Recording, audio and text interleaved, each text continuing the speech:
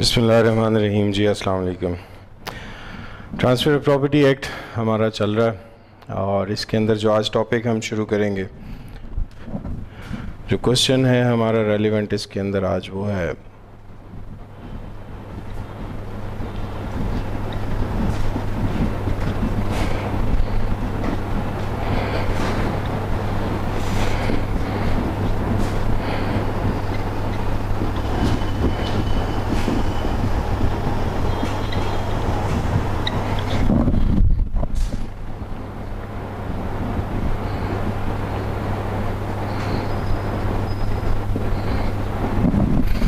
Can a transfer of property be made in favour of unborn child. ये हमारा आज का टॉपिक है कि क्या, पहले सवाल को समझते हैं कि क्या किसी ऐसे बच्चे के नाम पे, किसी ऐसे शख्स के नाम पे जिसकी अभी तक पैदाइश नहीं हुई, क्या उसकी फेवर में प्रॉपर्टी को ट्रांसफ़र किया जा सकता है या नहीं। तो पहले इसको कंसेप्चुअली एक्ट के लिहाज से, सेक्शन के लिहाज से समझते हैं, उसके बाद पेपर पॉइंट ऑफ व्यू से इसका स्केच बना लेंगे।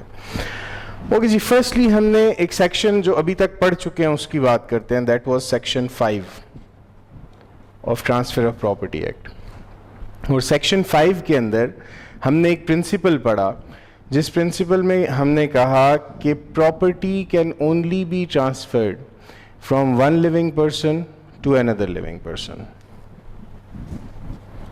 from one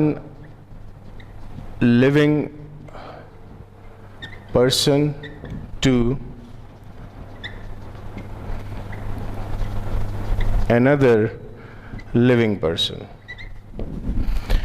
यानी सेक्शन 5 ने हमें एक जनरल रूल प्रिंसिपल बता दिया, और वो प्रिंसिपल ये है कि प्रॉपर्टी एक जिंदा शख्स से किसी दूसरे जिंदा शख्स के नाम पे ट्रांसफ़र हो सकती है, यानी एक लिविंग पर्सन से किसी दूसरे लिविंग पर्सन के नाम पे।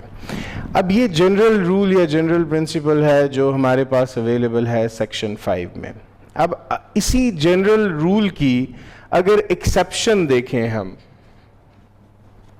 जो कि हमारा आज का टॉपिक भी है, that is available in section 13 of transfer of property act. Section 13 में ट्रांसफ़र ऑफ प्रॉपर्टी एक्ट के इसकी एक्सेप्शन मौजूद है। और section 13 basically it talks about, ये बात करता है कि जहाँ पे प्रॉपर्टी किसी एक जिंदा शख्स से किसी अनबॉर्न चाइल्ड के नाम पे ट्रांसफ़र हो सकती है, ये सेक्शन 13 के अंदर प्रोवाइड किया गया है। तो सेक्शन 13 जो है, ये सेक्शन 5 में जो जनरल प्रिंसिपल, जनरल रूल बताया गया है उसकी एक्सेप्शन है।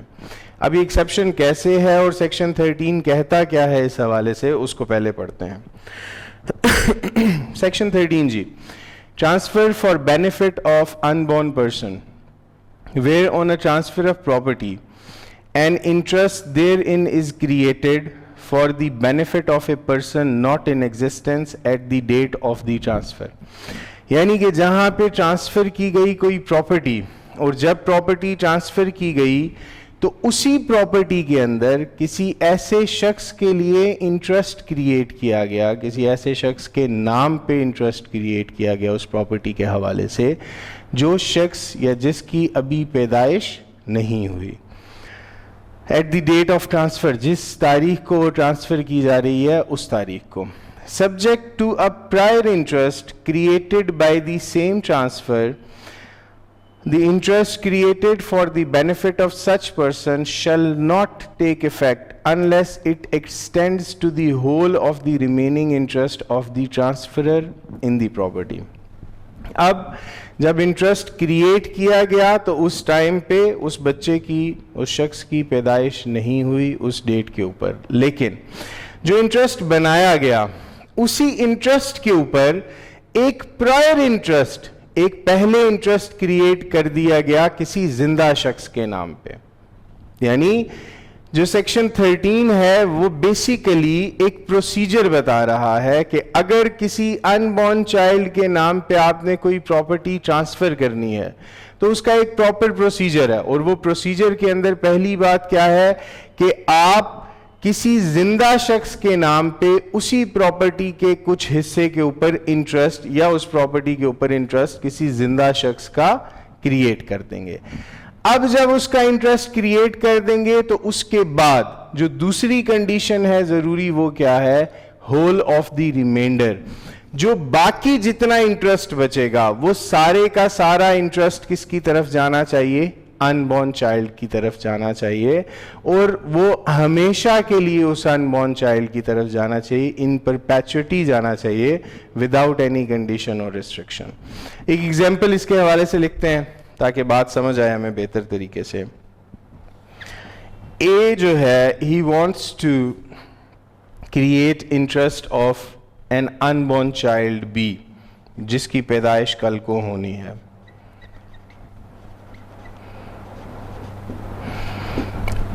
इसका कोई घर है, उसके प्लॉट है, कोई भी प्रॉपर्टी है उसके ऊपर। अब ए को क्या करना पड़ेगा?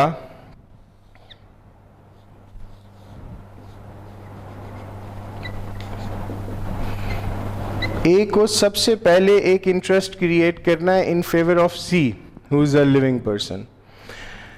सी की फेवर में कोई इंटरेस्ट क्रिएट करेगा। वो इंटरेस्ट कैसे क्रिएट करेगा? यानी अगर ये प्रॉपर्टी है फॉर एग्जांपल 10 मरलास की, तो 1 मरले की हद तक इसका इंटरेस्ट क्रिएट कर दे, 2 मरले की हद तक इंटरेस्ट क्रिएट कर दे, और जो रिमाइंडर प्रॉपर्टी बचेगी उसके ऊपर किसका इंटरेस्ट क्रिएट करेगा? इस अनबॉर्न चाइल्ड का इंटरेस्ट क्रिएट करेगा। यानी जो रिमेनिंग प्रॉपर्टी है वो जब इसकी पैदाइश हो जाएगी वो सारी की सारी प्रॉपर्टी इसके नाम पे ट्रांसफर की जाएगी। C who is a living person will act as a trustee. Who is a trustee जी? ट्रस्ट एक्ट या आप पढ़ चुके हैं या इसी साल में आप पढ़ेंगे। ट्रस्ट एक्ट बेसिकली बताता है इस हवाले से कि जहां पे आप किसी प्रॉपर्टी को छोड़ देते हैं फॉर द वेलफेयर या बेनिफिट ऑफ सम बेनिफिशरीज, और उसके ऊपर किसी शख्स को एज मैनेजर अपॉइंट कर देते हैं। बीइंग एग्जीक्यूटेंट ऑफ ट्रस्ट, आप एक ट्रस्ट बनाते हैं, किसी शख्स को ट्रस्टी अपॉइंट करते हैं कि वो ये मेक श्योर करेगा कि इस प्रॉपर्टी की प्रॉपर मैनेजमेंट हो और कल को ये प्रॉपर्टी बेनिफिशरीज के बेनिफिट के लिए इस्तेमाल हो। अब सी जो है इस सिचुएशन में एज ट्रस्टी काम कर रहा है, और कल को बीइंग ट्रस्टी इस प्रॉपर्टी को बी के नाम पे ट्रांसफर करवा के देगा या ट्रांसफर करेगा। Okay, this is the concept of transfer of property in favour of unborn child. ये हमारा आज का कॉन्सेप्ट है। तो इसको सेक्शन हमने पढ़ लिया है, इसको अब क्वेश्चन के लिहाज से हम स्टार्ट करते हैं, और इसमें काफ़ी कुछ चीज़ें हैं डिस्कस करने वाली हमारी अभी भी।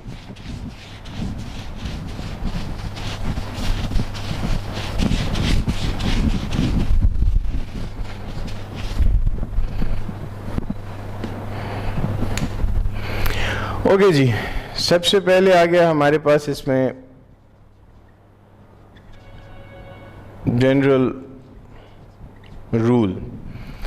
तो जनरल रूल की आप हेडिंग लिखेंगे। जनरल रूल हमारे पास प्रोवाइडेड है अंडर सेक्शन 5, जो भी मैंने आपको बताया है कि property can be transferred from one living person to another living person. वही जनरल रूल आप यहाँ पे मेंशन करेंगे सेक्शन 5 का हवाला देके। नेक्स्ट हेडिंग आप लिखेंगे एक्सेप्शन। इसी जनरल रूल की अब एक्सेप्शन आप डिस्कस करेंगे, और ये exception it is provided under section 13 of transfer of property act, कि जिसमें आपको कहेंगे, बात लिखेंगे कि section 13 allows that transfer of property can be made in favor of an unborn child after fulfilling some certain requirements which are discussed as follows, which are discussed below. Okay जी, next हम जाएंगे, जो चीज़ इसमें mention करनी है आपने, that is दो चीज़ें और इसमें लिख लें, meaning of transfer and meaning of property. तो ट्रांसफर का क्या मतलब है? ट्रांसफ़र का मतलब हम काफ़ी दफ़ा पढ़ चुके हैं, transfer is conveyance of property, यानी प्रॉपर्टी की ऑनरशिप जो है उसका कन्वे हो जाना, उसका मुंतकिल हो जाना किसी एक शख्स से किसी दूसरे शख्स के नाम पे। मीनिंग ऑफ प्रॉपर्टी अगर आप लिखना चाहें तो प्रॉपर्टी का anything having value is called property, जिसकी कोई वैल्यू है, जिस चीज़ की जिसकी को मार्केट वैल्यू है। और इसी में अगर आप काइंड्स भी मेंशन करना चाहें तो आप कर सकते हैं कि बेसिक दो काइंड्स हैं, movable and immovable property. Movable property is that which can be moved from one place to another and which is other than immovable property। General clauses act के अंदर जो डेफिनेशन है मूवेबल प्रॉपर्टी की वो यही है कि any property which is other than immovable property is movable property। और immovable property के अंदर जनरल क्लॉजेज एक्ट कहता है कि immovable property is any land, anything which is permanently attached to land, any benefit arising out of land, or anything which is permanently fastened to anything which is attached to the land। तो ये definitions अगर आप mention करना चाहें इसकी kinds लिख के property की, तो मूवेबल प्रॉपर्टी और इमूवेबल प्रॉपर्टी दोनों की डेफिनेशंस आप लिख सकते हैं with under general clauses act. Okay जी, नेक्स्ट हेडिंग इसमें हम लिखेंगे फ्यूचर इंटरेस्ट।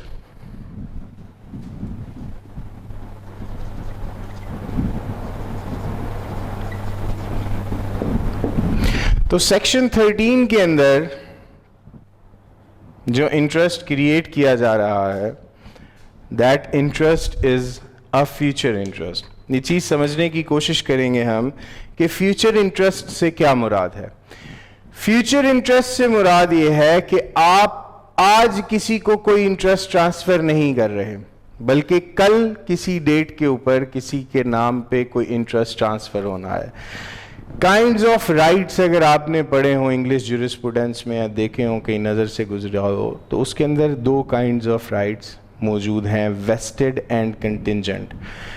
वेस्टेड राइट कौन सा राइट होता है? जिसके अंदर तमाम तर राइट या चीज़ उस शख्स को मिल जाए और कुछ करने को बाकी ना रहे, वो वेस्टेड राइट भी कहलाता है और वो वेस्टेड इंटरेस्ट भी कहलाता है। कंटिंजेंट राइट या कंटिंजेंट इंटरेस्ट वो होता है कि जिसके अंदर अभी कोई कंटिंजेंसी, कोई कंडीशन मौजूद है, जब वो कंडीशन फुलफिल हो जाएगी तो वो राइट या इंटरेस्ट क्या बन जाएगा?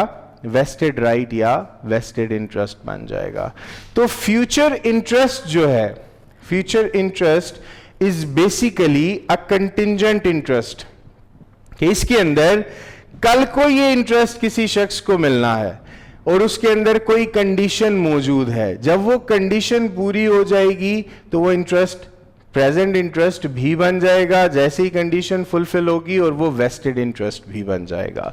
तो फ्यूचर इंटरेस्ट आप इसके अंदर मेंशन करेंगे कि ऐसा इंटरेस्ट है जो फ्यूचर की किसी डेट के ऊपर फुलफिल होना है, किसी पार्टी को वो इंटरेस्ट ट्रांसफर होना है। And in case of transfer in favour of unborn child, जो इंटरेस्ट है that will B future interest, क्योंकि जब उस बच्चे की पैदाइश होगी फ्यूचर में तो तभी या तब उस वक्त वो इंटरेस्ट ट्रांसफर होगा। नेक्स्ट हम लिखेंगे जी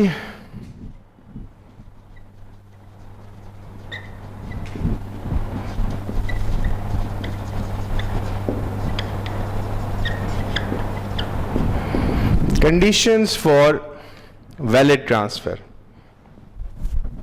conditions for valid transfer.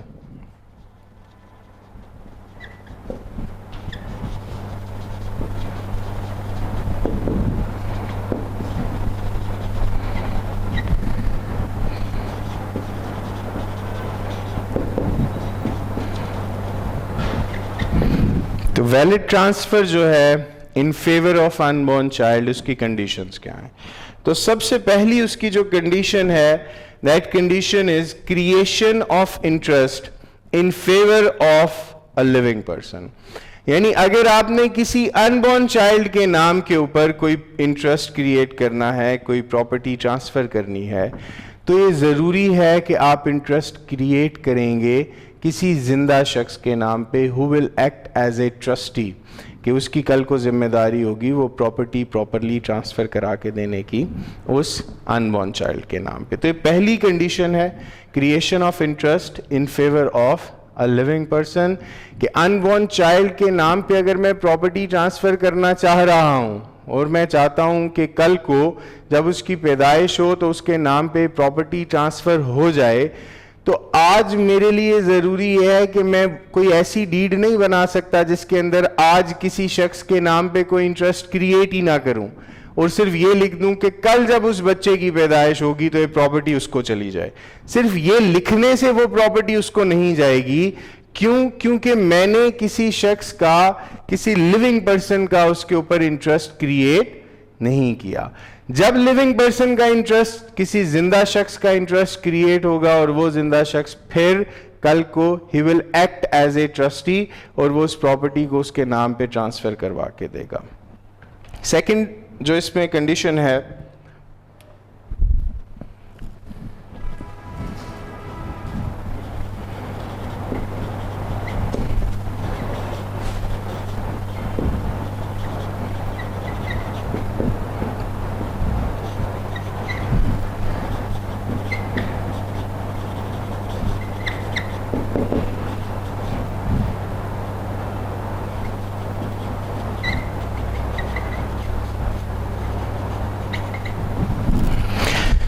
Second condition है जी, creation of life interest for the benefit of one or more person. Okay जी, सेकेंडली जो चीज जरूरी है वो ये है कि अब लाइफ इंटरेस्ट, एक तो आपने किसी को ट्रस्टी बना दिया उस प्रॉपर्टी के ऊपर, और उस जिस शख्स को ट्रस्टी बनाया उस शख्स का उस प्रॉपर्टी के अंदर भी आपने कोई इंटरेस्ट क्रिएट करना है, ताकि देखिए मैं आज प्रॉपर्टी ट्रांसफर कर रहा हूं ना, और कल को वो प्रॉपर्टी आगे फर्दर ट्रांसफर होनी है। तो जरूरी क्या है, प्रॉपर्टी ट्रांसफर कब होगी? जब मैं किसी शख्स का इंटरेस्ट क्रिएट करूंगा। अगर मैं किसी शख्स का इंटरेस्ट क्रिएट नहीं करता तो प्रॉपर्टी फिर कल को वो ट्रांसफर करने के काबिल नहीं होगा, वो प्रॉपर्टी कल को ट्रांसफर नहीं कर सकता। तो जिस शख्स को मैं चाह रहा हूं कि वो कल को प्रॉपर्टी ट्रांसफर करवा के दे अनबॉर्न चाइल्ड के नाम पे, आज उस शख्स के नाम पे कुछ थोड़ा इंटरेस्ट उस प्रॉपर्टी के हवाले से ट्रांसफर करना जरूरी है। और लास्ट इसकी रिक्वायरमेंट है जी, whole of the remainder. C condition,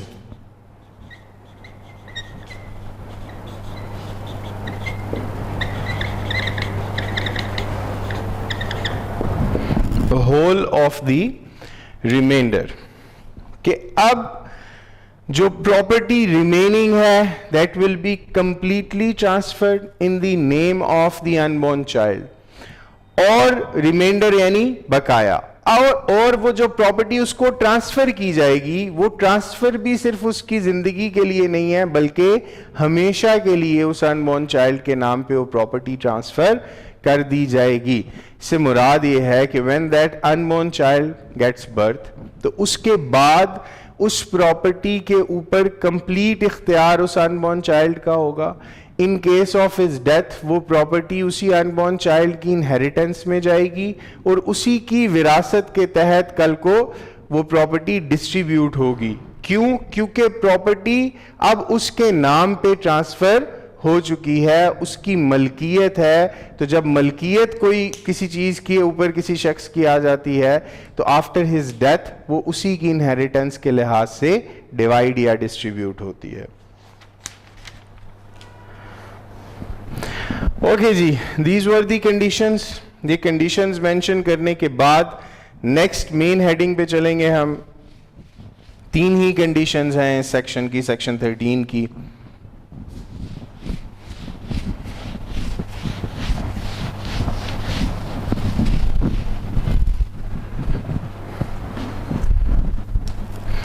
next 7th heading हमारी बन रही है जी, रूल अगेंस्ट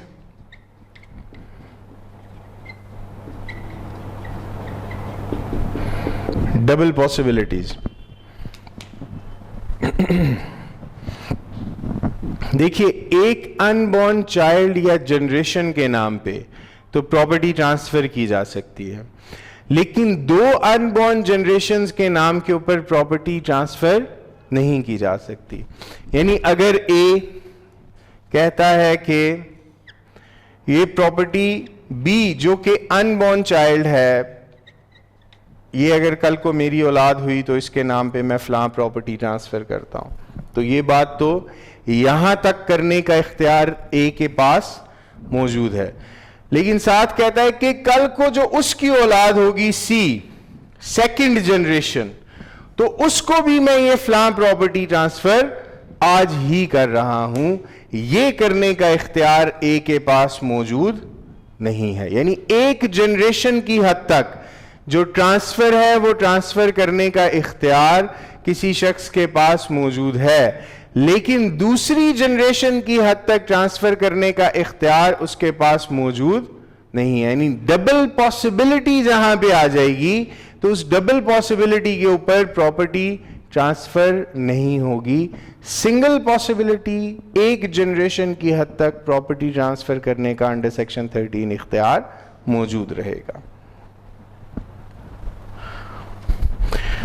नेक्स्ट हेडिंग लिखेंगे जी हम अंडर डिफरेंट लॉज कि अनबॉर्न चाइल्ड का लीगल स्टेटस क्या है।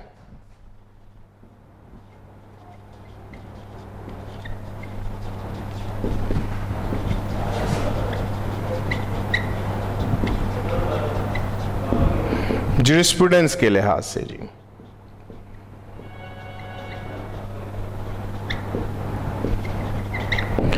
फर्स्टली इसके अंदर हम डिस्कस करेंगे इंग्लिश लॉ। ओके जी, under English law an unborn child in the womb of her mother, जब वो माँ के पेट में या कोख में आ जाता है तो उसका लीगल स्टेटस डेवलप हो जाता है। अब उसके नाम पे प्रॉपर्टी ट्रांसफर की जा सकती है अंडर इंग्लिश लॉ। यही प्रिंसिपल एग्जैक्ट इसी तरह मौजूद है अंडर हिंदू लॉ, कि हिंदू लॉ के अंदर भी जब कोई बच्चा अपनी माँ की कोख में आ जाता है तो ही इज या that person child is considered to be in existence, उसके नाम पे प्रॉपर्टी ट्रांसफर की जा सकती है। Next we have Muslim law ji.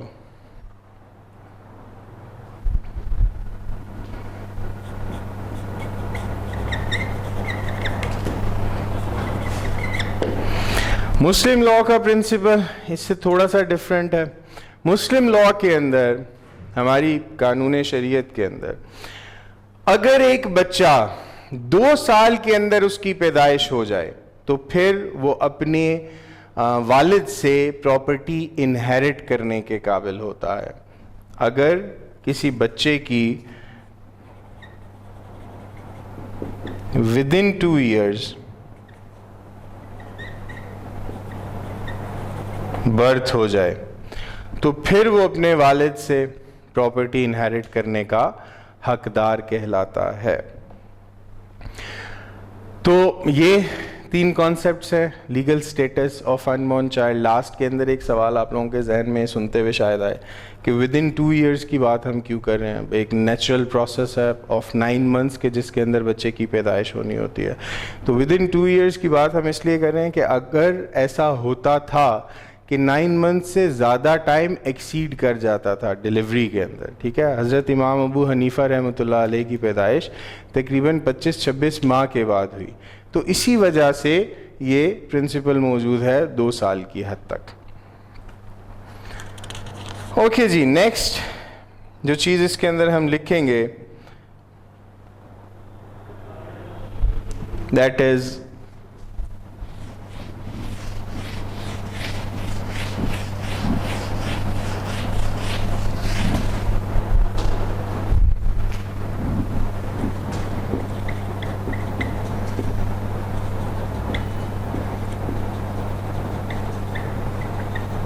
vested and contingent interest। तो सेक्शन 19 जो है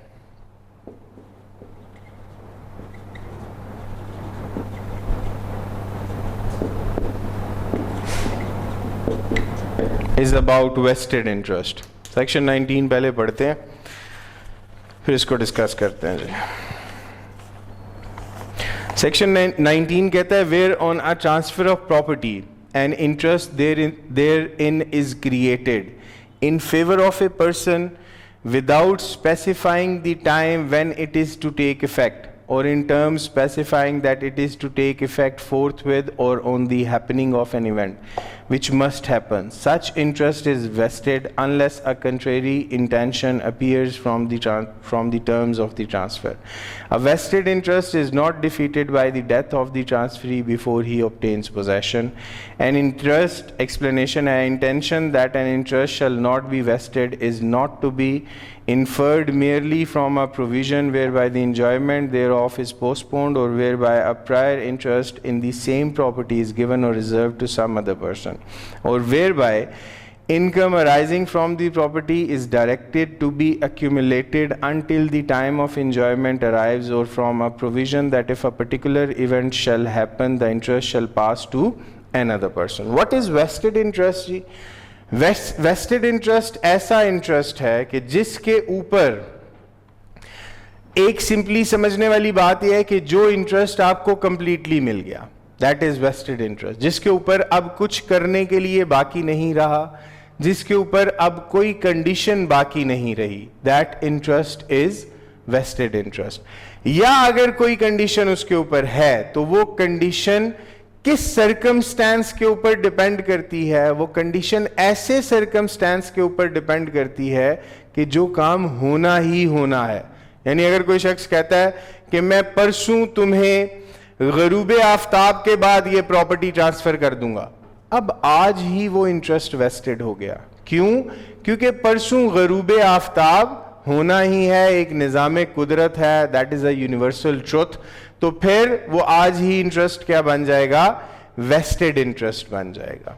यानी सिंपली अगर इस बात को समझें तो वेस्टेड इंटरेस्ट ऐसा इंटरेस्ट है कि जिसके ऊपर कंप्लीट इंटरेस्ट किसी शख्स के नाम पे ट्रांसफर हो जाए तो वो इंटरेस्ट वेस्टेड इंटरेस्ट कहलाएगा.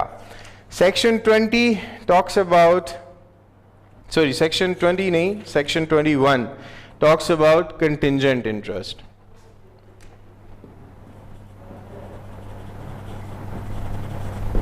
Contingent interest here. Section 21. Contingent interest, where on a transfer of property an interest therein is created in favor of a person to take effect only on the happening of a specified uncertain event, or if a specified uncertain event shall not happen. Such person thereby acquires a contingent interest in the property. On the contingent interest in the property, such interest becomes a vested interest in the former case on the happening of the event, in the latter when the happening of the event becomes impossible. Now section 21 हमें बताता है what is contingent interest, कि contingent interest क्या है. contingent interest वो कहते हैं कि ऐसा interest है कि जिसके ऊपर कोई condition मौजूद है, और condition किस nature की मौजूद है? condition ऐसी nature की मौजूद है which is dependent upon the happening or non-happening of uncertain event. ऐसे इवेंट के ऊपर वो कंटिंजेंसी डिपेंडेंट है जो कैसा इवेंट है? विच इज अनसर्टेन, यानी उसके ऊपर सर्टेनिटी नहीं है. शायद वो इवेंट कल को हो जाए, शायद वो इवेंट कल को ना हो सके. तो ऐसे इवेंट के ऊपर अगर कोई इंटरेस्ट डिपेंड कर रहा होगा तो वो इंटरेस्ट कौन सा इंटरेस्ट कहलाएगा? Contingent interest. यानी अगर वो इवेंट हो जाता है इंटरेस्ट वेस्टेड बन जाएगा, इवेंट नहीं होता तो इंटरेस्ट वेस्टेड इंटरेस्ट कभी नहीं बनेगा. दो चीजें इसके अंदर डिस्कस्ड हैं. पहली चीज है happening of specified uncertain event, कि ऐसा इवेंट जो अनसर्टेन है, जिसके होने ना होने का खदशा पाया जाता है और उसके होने के ऊपर कोई कॉन्ट्रैक्ट डिपेंडेंट है. और दूसरी कंडीशन इसी में लिखी है non happening of specified uncertain event, कि कोई अनसर्टेन इवेंट अगर ना हुआ तो ये इंटरेस्ट ट्रांसफर कर दिया जाएगा। ये दोनों लिहाज से कंटिंजेंट इंटरेस्ट के ऊपर जो कंटिंजेंसी है, जो कंडीशन है, वो लगाई जा सकती है। अब अगर दोनों लिहाज से ये कंडीशन मौजूद है तो इंटरेस्ट कंटिंजेंट इंटरेस्ट रहेगा, कंडीशनल रहेगा। कब तक कंडीशनल रहेगा, कब तक उस वक्त तक कंडीशनल रहेगा या कंटिंजेंट रहेगा जब तक कि उसकी कंटिंजेंसी कंडीशन एग्जिस्ट करती रहेगी या पूरी नहीं हो जाएगी। जैसे कि अगर कंडीशन है happening of specified uncertain event, तो जब तक वो अनसर्टेन इवेंट हो नहीं जाता तब तक वो कंटिंजेंसी एग्जिस्ट कर रही है। इसी तरह non happening of specified uncertain event है, तो जब तक वो इवेंट नहीं हो जाता तब तक वो कंटिंजेंसी या कंडीशन उस पर एग्जिस्ट करती रहेगी। अब ये तो है जनरल बात वेस्टेड इंटरेस्ट के हवाले से और कंटिंजेंट इंटरेस्ट के हवाले से। अब इसी जनरल बात को हम कनेक्ट करेंगे विद सेक्शन 13 जो भी हम पढ़ के हैं, transfer of property act. Section 13 of transfer of property act से अगर वेस्टेड इंटरेस्ट और कंटिंजेंट इंटरेस्ट को हम कनेक्ट करें तो बात क्या बनती है? बात यह बनती है कि एक इंटरेस्ट कंटिंजेंट रहेगा। कब तक कंटिंजेंट रहेगा? क्यों उस वक्त तक कंटिंजेंसी या कंटिंजेंट रहेगा इंटरेस्ट जब तक कि वो कंटिंजेंसी पूरी नहीं हो जाती। और सेक्शन 13 के अंदर जो कंटिंजेंसी है, जो कंडीशन है, वो कंडीशन क्या है कि ये प्रॉपर्टी ट्रांसफर होगी when that unborn child gets birth. तो कंटिंजेंसी स्पेसिफाइड अनसर्टेन इवेंट पे डिपेंड कर रही है। तो स्पेसिफाइड अनसर्टेन इवेंट पे अगर कोई कंटिंजेंसी डिपेंड कर रही है मतलब that interest is contingent interest under section 21। क्यों? क्योंकि उसके ऊपर एक ऐसा इवेंट है जो अनसर्टेन है। शायद उस बच्चे की पैदाइश हो, शायद उस बच्चे की कल को पैदाइश ना हो। स्पेसिफाइड इवेंट तो है, स्पेसिफिकली बता भी दिया गया कि फलां के घर या मेरे घर बच्चे की पैदाइश हुई तो मैं अपनी प्रॉपर्टी उसके नाम पे इतनी ट्रांसफर कर रहा हूं, फलां शख्स को ट्रस्टी बना रहा हूं। लेकिन इवेंट की नेचर कैसी है? अनसर्टेन, सर्टेनिटी नहीं है। शायद पैदाइश हो, शायद पैदाइश ना हो। तो ये जो इंटरेस्ट बना, this interest is basically contingent interest till the birth of that unborn child. जब तक के उस अनबॉर्न चाइल्ड की पैदाइश नहीं हो जाती तब तक ये इंटरेस्ट कौन सा इंटरेस्ट है? Contingent interest. आगे चलते हैं एक स्टेप। जब वो स्पेसिफाइड अनसर्टेन इवेंट पूरा हो जाएगा तो वो इंटरेस्ट क्या बन जाएगा? वो कंटिंजेंट इंटरेस्ट से बन जाएगा वेस्टेड इंटरेस्ट अंडर सेक्शन 19। यानी जब उस बच्चे की पैदाइश हो जाएगी तो वो कंटिंजेंसी, वो शर्त पूरी हो जाएगी। अब वो इंटरेस्ट क्या इंटरेस्ट बन जाएगा? वो कंटिंजेंट इंटरेस्ट से ट्रांसफर हो जाएगा वेस्टेड इंटरेस्ट की तरफ। क्यों? क्योंकि उसके अंदर जो कंटिंजेंसी, जो कंडीशन थी वो पूरी हो गई और अब वो इंटरेस्ट कंप्लीटली मिल जाना है जिसके भी नाम पे क्रिएट किया है उसको। तो ये दो इंटरेस्ट हम इसके अंदर डिस्कस करेंगे, लेकिन सिर्फ वेस्टेड इंटरेस्ट और कंटिंजेंट इंटरेस्ट को आपने एक्सप्लेन नहीं करना। यानी एक तो आप लिख देंगे vested interest and contingent interest main heading के तौर पे 10th या 11th जो भी हेडिंग हमारी ये बन रही है, लेकिन उसके साथ साथ आपने बताना है कि वेस्टेड इंटरेस्ट और कंटिंजेंट इंटरेस्ट की एप्लीकेबिलिटी क्या है सेक्शन 13 के ऊपर। ठीक है, यानी vested interest under section 19 discuss कर दें, उसके बाद contingent interest under section 21 discuss करके बेशक एक हेडिंग बना दें application of section 19 and 21 on section 13।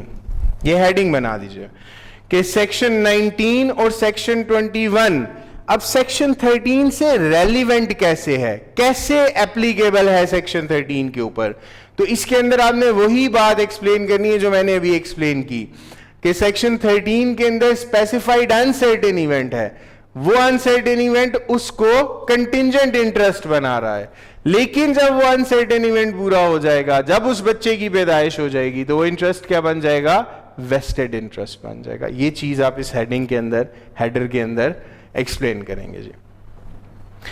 एक दफा रिकैप लेते हैं आज के टॉपिक का, जो पहला हमने शुरू किया। तो आज हमने स्टार्ट किया topic transfer in favour of unborn child. तो उसके अंदर हमने डिस्कस किया कि एक जनरल रूल है कि प्रॉपर्टी एक लिविंग पर्सन, जिंदा शख्स किसी दूसरे लिविंग पर्सन, जिंदा शख्स के नाम पे ट्रांसफ़र कर सकता है। सेक्शन 5 के अंडर हम ये जनरल रूल पढ़ चुके हैं।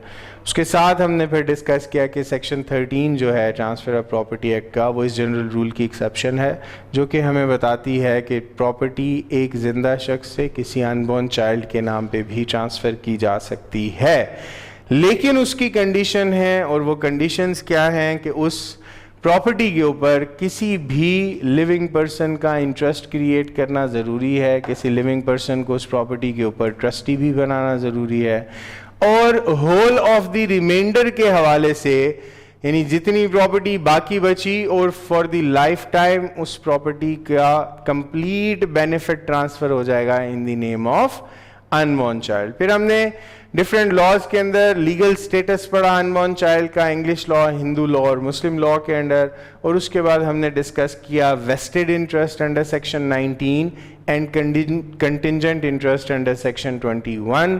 इन दोनों को डिस्कस करने के बाद, एक्सप्लेन करने के बाद, मैंने आपको कहा कि आप इन दोनों सेक्शंस की एप्लीकेबिलिटी डिस्कस करेंगे with reference to section 13 of transfer of property act, transfer in favour of unborn child. ये पहला टॉपिक था जी हमारा। नेक्स्ट टॉपिक पे साथ ही चलेंगे हम, क्योंकि इन टॉपिक्स में लिखने के लिहाज से शायद बहुत ज़्यादा मटेरियल ना हो, ये जल्दी टॉपिक्स इसीलिए होंगे हमारे, हाँ, लेकिन समझने के लिहाज से कंसेप्चुअल टॉपिक्स हैं हमारे, तो इनको समझना ज़रूरी है। नेक्स्ट टॉपिक हम करेंगे जी fraudulent transfer.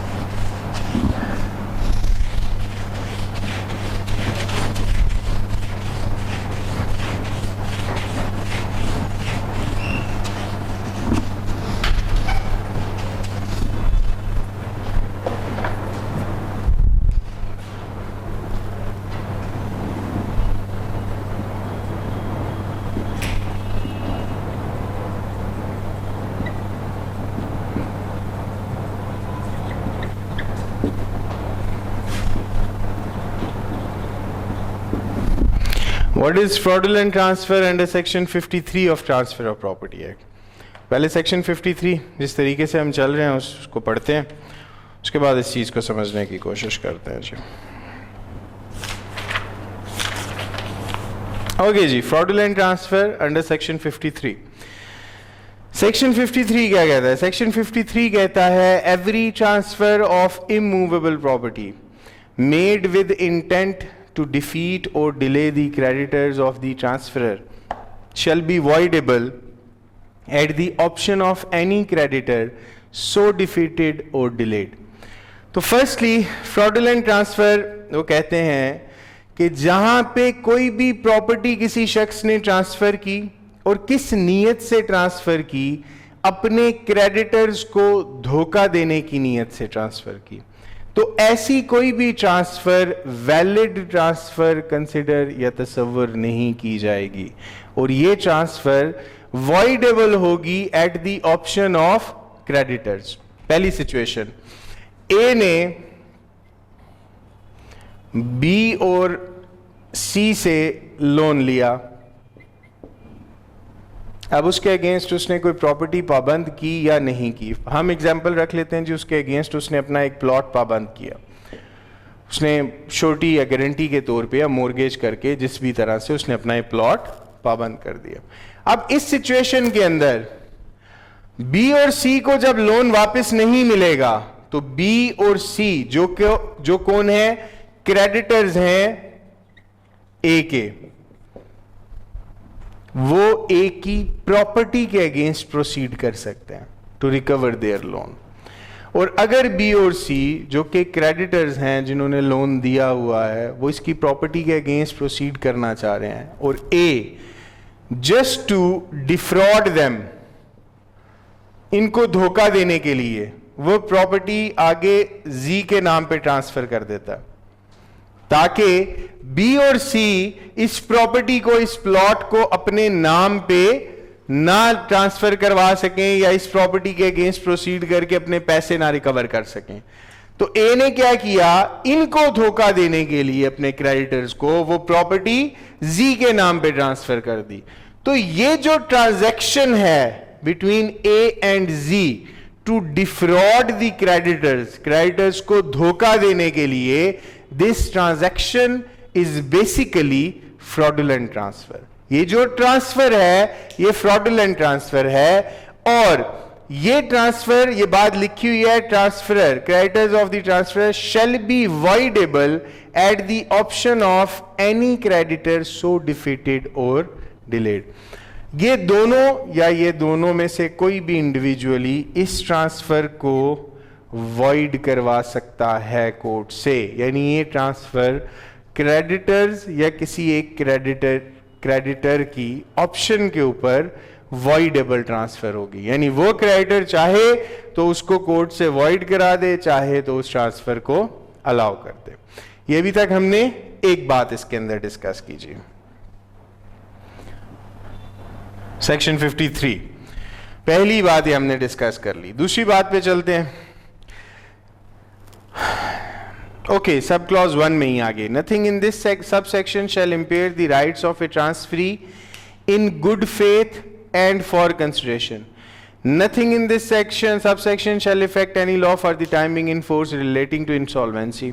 A suit instituted by a creditor which term includes a decree holder whether he has or has not applied for execution of his decree to avoid a transfer on the ground that it has been made with intent to defeat or delay the creditors of the transferor shall be instituted on behalf of or for the benefit of all the creditors.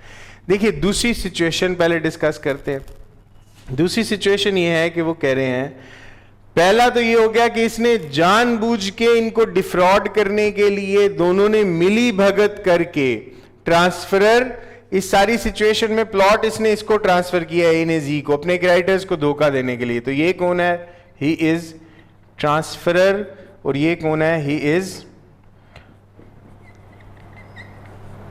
Transferee. अब दूसरी situation यह है कि अगर किसी transferee ने good faith में, यानी नेक नियति के साथ, कंसिडरेशन अमाउंट प्रॉपरली पे करके उस प्रॉपर्टी को परचेज किया, तो फिर ये जो कॉन्ट्रैक्ट है बिटवीन ट्रांसफरर एंड ट्रांसफरी ये वैलिड रहेगा और इसके राइट्स को प्रोटेक्ट किया जाएगा। जबकि बी और सी जो है creditors, they can claim there loan या वो रिकवर कर सकते हैं फ्रॉम ए उसकी पर्सनल लाइबिलिटी के ऊपर। ओके, नेक्स्ट इसी के अंदर जो बात लिखी हुई है कि अगर कोई एक क्रेडिटर सूट फाइल करता है अगेंस्ट द डेटर किसी प्रॉपर्टी को जो ट्रांसफर हुई उस ट्रांसफर को कैंसिल करवाने के लिए, तो उस सूरत के अंदर अगर किसी एक क्रेडिटर ने भी सूट फाइल किया तो ये समझा जाएगा जैसे वो सूट तमाम तर क्रेडिटर्स की तरफ से फाइल कर दिया गया है। जितने क्रेडिटर्स भी उस प्रॉपर्टी के साथ लिंक्ड होंगे सबकी तरफ से प्रिज्यूम कर लिया जाएगा। Okay, next subclause 2, every transfer of immovable property made without consideration with intent to defraud a subsequent transferee shall be voidable at the option of such transferee for the purposes of this section.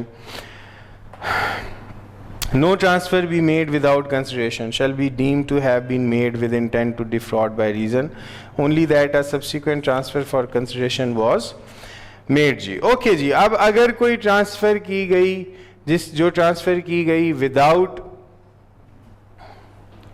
Consideration, और जिसका मकसद क्या था, defrauded अ subsequent transferee, यानी यहां पे अगर इसी सिचुएशन के अंदर एक पहले से ट्रांसफरी मौजूद था और एक सब्सीक्वेंट ट्रांसफरी को ट्रांसफर की गई प्रॉपर्टी, और सब्सीक्वेंट ट्रांसफरी को ट्रांसफर इस नीयत से की गई कि धोखा दिया जाए उस सब्सीक्वेंट ट्रांसफरी को, पहले उसने विदाउट जो है कंसिडरेशन ट्रांसफर कर दी और सब्सीक्वेंट ट्रांसफरी से वो कंसिडरेशन अगर क्लेम करके ट्रांसफर कर रहा है, और बाद में ट्रांसफरर क्लेम करता है जी प्रॉपर्टी तो मैं ऑलरेडी बेच चुका था और इसके नाम पे ट्रांसफर जो थी वो वैलिड नहीं है और ये ट्रांसफर कैंसिल करवाई जाए, या प्रायर ट्रांसफरी अगर ये क्लेम करे, तो फिर ये कॉन्ट्रैक्ट जो है सब्सीक्वेंट ट्रांसफरी के ऑप्शन के ऊपर वॉइडेबल होगा। अगर उसको धोखा देने के लिए, किसी सब्सीक्वेंट ट्रांसफरी को चीट करने के लिए कोई कॉन्ट्रैक्ट बनाया किसी ट्रांसफरर और प्रायर ट्रांसफरी ने। एसेंशियल्स इसके डिस्कस करेंगे, लेकिन सेक्शन के बाद फर्स्टली इसको कैसे अटेम्प्ट करना है उस तरीके से डिस्कस करते हैं, then we will go to essentials as well.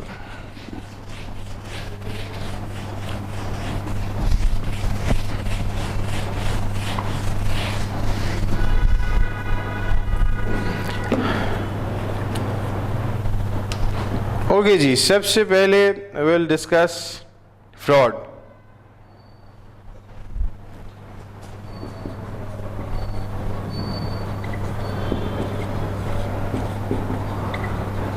Meaning of fraud जी, firstly, so what is fraud जी? Fraud in the words of Kerr, अगर आप जुरिस्ट का नाम लिखना चाहते हैं, कि fraud implies a willful act on the part of anyone whereby another is sought to be deprived by illegal or inequitable means। fraud कोई भी ऐसा एक्ट, कोई भी ऐसा काम है जिससे आप किसी दूसरे शख्स को उसका किसी equitable या लीगल राइट से उसको महरूम करते हैं, डिप्राइव करते हैं धोखाधड़ी के साथ, then that is called fraud। Next आप इसके अंदर डिस्कस करेंगे फ्रॉड के मीनिंग के बाद मीनिंग ऑफ ट्रांसफर। तो ट्रांसफर का मीनिंग काफ़ी दफ़ा डिस्कस कर चुके हैं। Transfer means conveyance of property from one living person to another living person. आप इसी के अंदर लिखना चाहें मोड्स ऑफ ट्रांसफ़र भी लिख सकते हैं, जिसमें आप लिख सकते हैं bye act of parties, by act of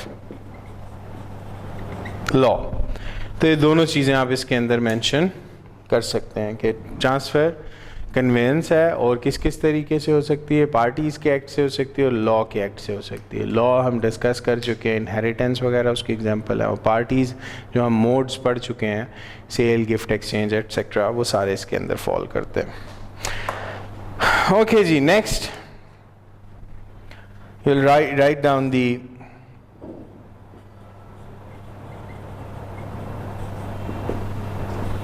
meaning of creditor। So who is creditor ji? Creditor is a person to whom another person owes some debt। creditor वो बंदा है जिसको किसी दूसरे शख्स ने कोई उधार जिसका वापस करना है। that other person जिसका उधार किसी ने वापस करना है इज कॉल्ड दी क्रेडिटर। उस शख्स को हम क्या कहते हैं? उसको हम कहते हैं कि वो शख्स क्रेडिटर है।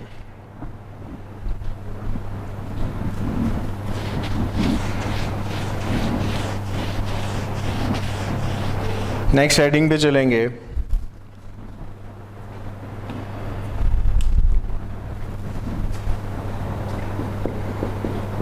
You can write kinds of creditors as well. दो बेसिक काइंड्स होती हैं क्रेडिटर्स की, secured and unsecured. Secured creditors कौन से क्रेडिटर्स होते हैं जी? जिनके लोन के अगेंस्ट किसी प्रॉपर्टी को पाबंद किया गया होता है, जिनके लोन के अगेंस्ट किसी प्रॉपर्टी को सिक्योरिटी के तौर पे रखवाया गया होता है, those creditors are called secured creditors. और अनसिक्योर्ड क्रेडिटर्स कौन से क्रेडिटर्स होते हैं? जिनकी लोन के अगेंस्ट कोई प्रॉपर्टी भी पाबंद नहीं होती, those creditors are called unsecured creditors.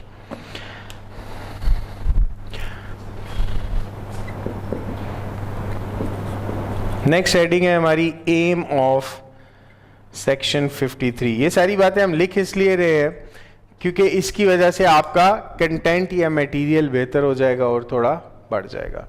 Section 53 जो फ्रॉडुलेंट ट्रांसफर का सेक्शन है, इसका मकसद या एम क्या है? पहला एम इसका है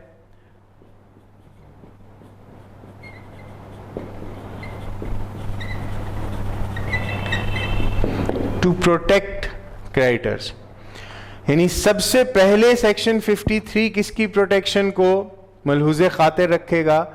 सबसे पहले सेक्शन 53 क्रेडिटर्स को प्रोटेक्ट करेगा, उनके लोन को प्रोटेक्ट करने की कोशिश करेगा। अगर उसके अगेंस्ट कोई प्रॉपर्टी वगैरह पाबंद है तो फिर उनकी फेवर में सेक्शन 53 काम करेगा।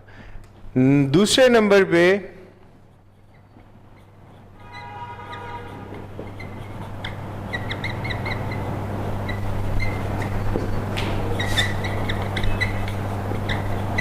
टू प्रोटेक्ट इनोसेंट ट्रांसफरी जी। दूसरे नंबर पे सेक्शन 53 किसको प्रोटेक्ट करता है? सेक्शन 53 प्रोटेक्ट करेगा इनोसेंट ट्रांसफरी को, यानी ऐसे ट्रांसफरी को जिसको प्रॉपर्टी ट्रांसफ़र की गई फॉर कंसिडरेशन की गई, या अगर फॉर कंसिडरेशन नहीं की गई तो डिफ्रॉड करने के लिए की गई। ठीक है, हर दो सूरत में। तो इनोसेंट ट्रांसफरी को प्रोटेक्ट करेगा सेक्शन 53। गुड फेथ में किसी ने प्रॉपर्टी खरीदी, फॉर कंसिडरेशन प्रॉपर्टी खरीदी, उसको नहीं पता था प्रॉपर्टी शख्स ने पहले कई क्रेडिटर्स के सामने बाउंड की हुई है, केवीए टेम्प्टर के प्रिंसिपल्स को फॉलो किया उसने, जो बेसिक जांच पड़ताल है वो करते हुए प्रॉपर्टी खरीदी, तो सेक्शन 53 उस शख्स को भी प्रोटेक्ट करेगा। नेक्स्ट मेन हेडिंग लिखेंगे हम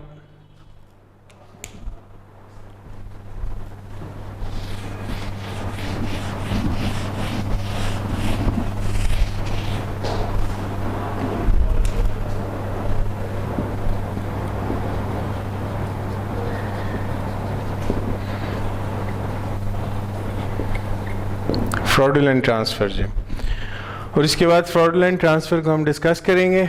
नेक्स्ट लेक्चर से इसको यहीं से टेकअप करेंगे हम फ्रॉडुलेंट ट्रांसफ़र से, और इसके अंदर जो भी इसका स्कोप वगैरह और एसेंशियल्स हैं उसको डिस्कस करेंगे। हमारा आज लेक्चर था जी, लेक्चर नंबर 10 इट वाज। लिखने का मकसद यह था कि अरेंज तरीके से आप इन लेक्चर्स को फॉलो अप कर सकें। इस लेक्चर के अंदर हमने सबसे पहले जो टॉपिक पढ़ा that was transfer in favour of unborn child, और उसके बाद जो टॉपिक हमने स्टार्ट किया that was fraudulent transfer under section 53। तो इसको fraudulent transfer main heading under section 53 से आगे डिस्कस करना हम नेक्स्ट लेक्चर में स्टार्ट करेंगे। थैंक यू वेरी मच जी, अल्लाह हाफ़िज़।